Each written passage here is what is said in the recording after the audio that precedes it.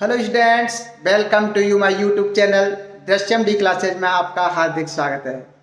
प्रिय छात्रों, आज हम लेकर आए हैं आपके लिए क्लास 12 केमिस्ट्री चैप्टर 1 सॉल्यूशन में वेट बाय वेट के रूप में विलयन की सांद्रता।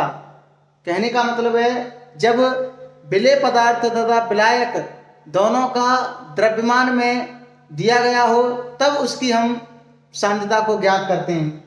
तो वेट बाई वेट के रूप में विलयन की सांद्रता को ज्ञात करने के दो स्टेप हैं, दो पद हैं। पहला है जिसे हम मोललता अर्थात मोललिटी बोलते हैं और दूसरा है हमारा मोल अंश अर्थात मोल फ्रैक्शन। तो देखते हैं बेटे मोललता को यानी मोललिटी को देखते हैं। क्या कह रहा है मोललिटी? किसी विलायक के 1 किलोग्राम में घुले हुए विलेय के मोलों की संख्या को विलयन की मोललता कहते हैं। अर्थात कोई विलायक लिया गया है भार में और उसमें यानी 1 किलोग्राम भार लिया गया है, उसमें कोई विलेय पदार्थ को हमने घोला है। विलेय पदार्थ की मात्रा भी किस में है? ग्राम में है। अब उसके जो मोल हैं विलेय के, ग्राम को मोल में कन्वर्ट करेंगे, उस प्रकार उसको कैलकुलेट करेंगे, तब जाकर के हम इसको कैलकुलेट कर सकते हैं। अर्थात मोललता का जो फाइनली फॉर्मूला बनता है वो बनता है आपका विलेय के मोल अपॉन विलयन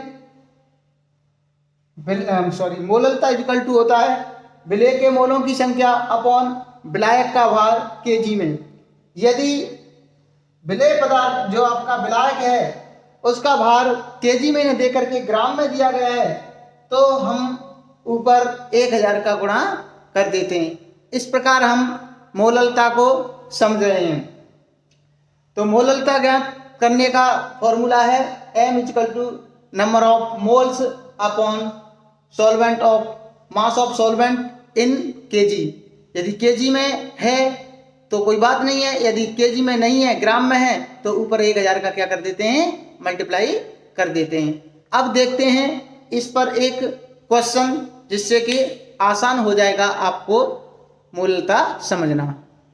तो देखते हैं प्रिय विद्यार्थियों, आपकी जो मोललता होती है, मोललिटी होती है, उस पर हमने न्यूमेरिकल्स दिया है 15 ग्राम HNO3 यानी नाइट्रिक अम्ल को 250 ग्राम जल में घोल करके कोई विलयन बनाया गया है। उस विलयन की सांद्रता को मोललता के रूप में ज्ञात करवा रहा है। यानी मोललता के रूप में हमें कैलकुलेट करनी है विलयन की सांद्रता। देखो ये एक बीकर लिया है, इसमें हमने 15 ग्राम HNO3 नाइट्रिक अम्ल डाला है और उसमें 250 ग्राम जल डाला है। कुल मिलाकर के 265 ग्राम हमने सॉल्यूशन बना लिया है। अब इस सॉल्यूशन की हमें कंसंट्रेशन को देखना है, इसकी सांद्रता को देखना है।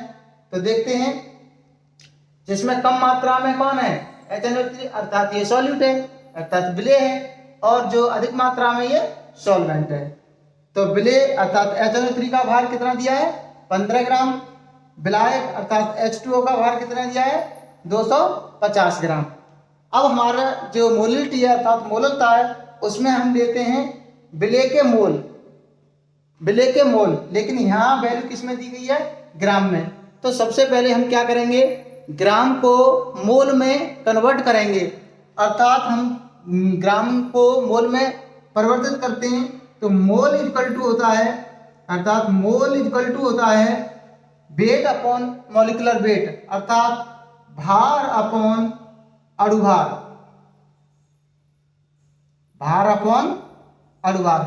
अब हम किसका भार निकाल रहे हैं?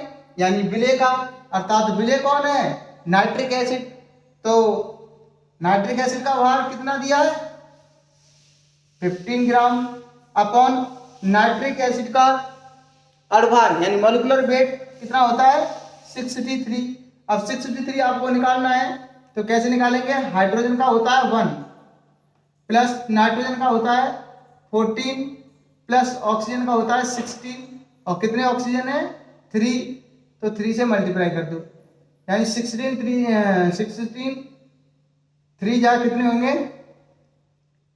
48 प्लस 14 प्लस 1 कुल मिलाकर के ये हो जाता है आपका 63। तो ये आ गया 63। अब इस 63 को कैलकुलेट करोगे तो कितना आएगा, अर्थात 15 में 63 का क्या करेंगे, भाग देंगे। तो यहाँ पॉइंट लगाएं, यहाँ क्या आ जाएगा 0, अर्थात अब हम 63 का 150 में भाग देंगे तो ये लगभग 2 बार जाएगा। 2 क्या 120, 126 हुआ, हाँ 126 हो गया। अब ये 126 4 और यहाँ बचे 4, यानी कुल में 44 बचे। 44 में नहीं जाएगा तो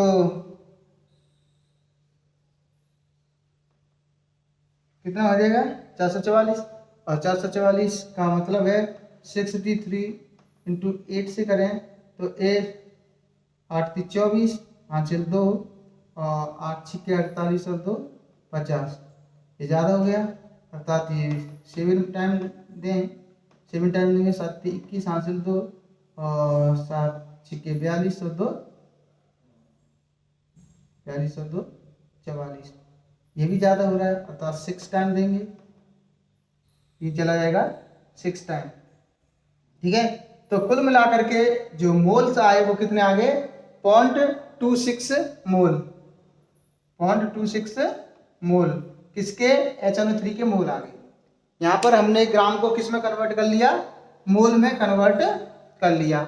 अब देखिए मोलैलिटी, यानी जो मोलैलिटी इक्वल टू क्या होता है, मोलैलिटी इक्वल टू होता है, ये कितने आ गए आपके 0.26 मोल आए, यानी HNO3 के मोल कितने आए 0.26।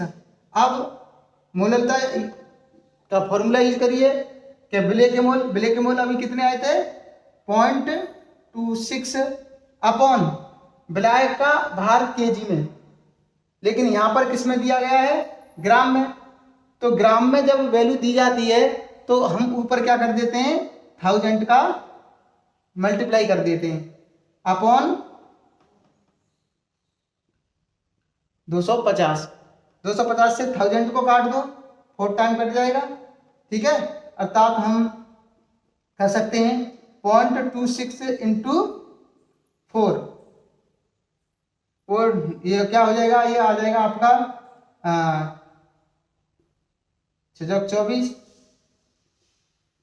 हासिल 2 और 4 दूनी 8 और 2 10, यानी 1.04 m मोलैलिटी निकलेगी इसकी।